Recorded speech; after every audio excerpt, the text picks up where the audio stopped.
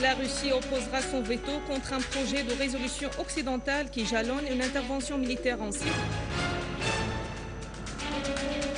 Le ministère des Affaires étrangères et des émigrés, les résolutions politisées du Conseil des droits de l'homme ont donné le feu vert aux terroristes pour qu'ils commettent des tueries contre le peuple syrien.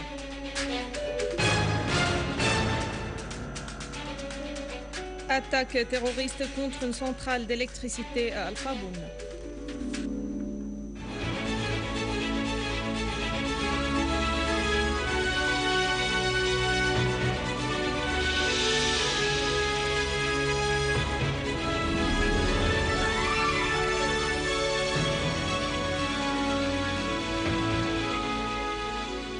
Bon après-midi et bienvenue à tous dans ce journal.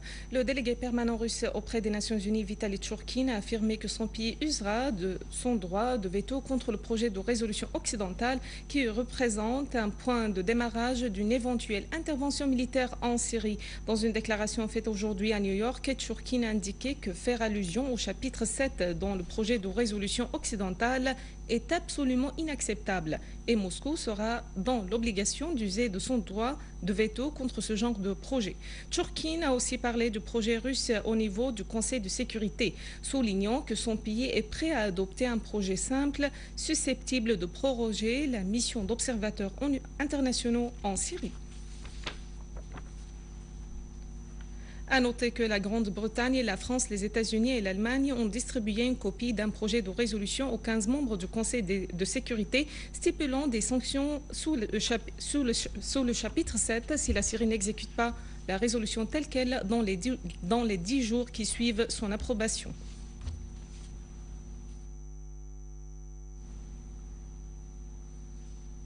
Le vice-ministre russe des Affaires étrangères, Gennady Gatilov, a affirmé que l'émissaire onusien pour la Syrie, Kofi Annan, appuie l'approche russe concernant l'extension de la mission d'observation onusienne en Syrie. Dans des déclarations à l'issue des entretiens menés par le ministre russe des Affaires étrangères, Sergei Lavrov, avec Annan à Moscou, le ministre russe a souligné que Moscou croit que la mission d'observation joue un rôle très important dans la stabilité de la position, que Annan nous appuie dans cette approche et qu'il fallait profiter de cette donne.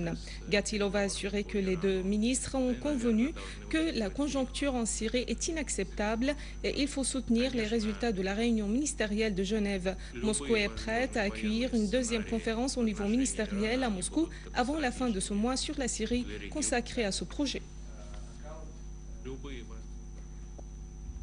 La Chine a affirmé par la voix de son délégué permanent la prolongation de la mission onusienne en Syrie pour contribuer à la coordination des efforts de médiation menés par Kofi Annan et pour garantir une orientation vers la solution politique de la crise en Syrie. Pao Dong a souligné que le projet de résolution présenté par la Russie s'entrecroise avec le point de vue de la Chine de la mission des observateurs, clarifiant que la Chine de donner son accord pour le projet de résolution proposé par la Grande-Bretagne, chapitre 7 de la Charte des Nations Unies, est évoqué dans ce projet. Le délégué chinois a ajouté que la priorité urgente concernant la crise en Syrie réside dans la poursuite du soutien de la communauté internationale aux efforts de médiation déployés par Annan pour mettre en œuvre son plan à 6 points, ainsi qu'aux résolutions du Conseil de sécurité ad hoc et le communiqué final de la réunion de Genève. Pao Dong a affirmé que le processus politique en Syrie devrait être conduit par les Syriens eux-mêmes et que les plans relatifs à cette question devraient être débattus et développés par toutes les parties concernées en Syrie.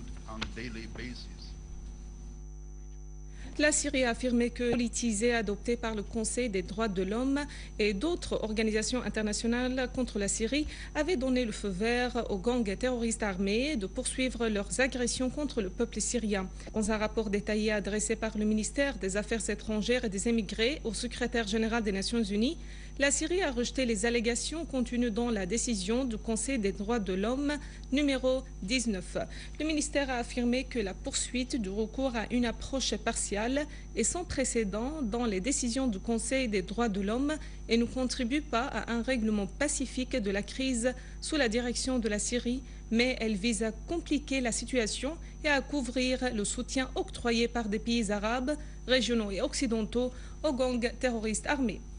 Ces mêmes pays entretiennent l'hypocrisie politique quand ils parlent de l'attachement aux droits de l'homme en Syrie et œuvrent pour laisser passer des décisions politisées au Conseil des droits de l'homme, a insisté le ministère des Affaires étrangères et des émigrés.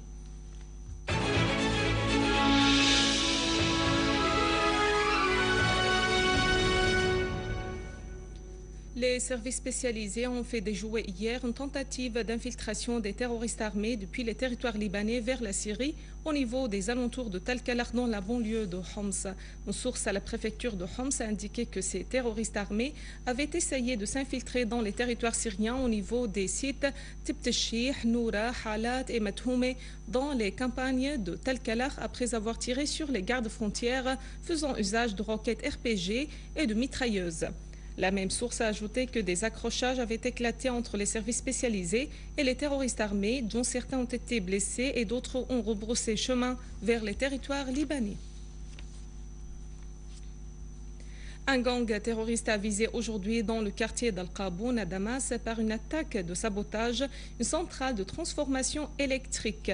Le ministre de l'électricité Imad Khamis s'est rendu sur le site où il a inspecté les dégâts causés par cette attaque, estimée à plus de 300 millions de livres syriennes. Et il a souligné que cette station alimente plusieurs zones et secteurs à Damas et dans sa banlieue, précisant que les services de maintenance sont à pied d'œuvre pour réparer à temps la panne et assurer des solutions alternatives.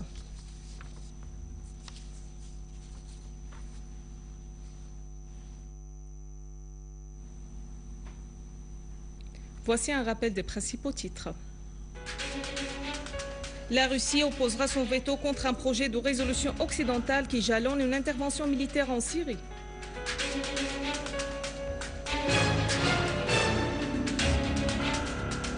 Le ministère des Affaires étrangères et des émigrés, les résolutions politisées du Conseil des droits de l'homme ont donné le feu vert aux terroristes pour qu'ils commettent des tueries contre le peuple syrien.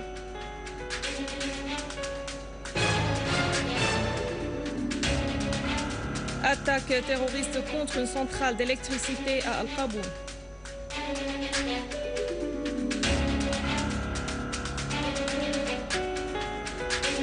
Mesdames et messieurs, c'est la fin de notre édition. Merci à vous, merci à toute l'équipe. Au revoir.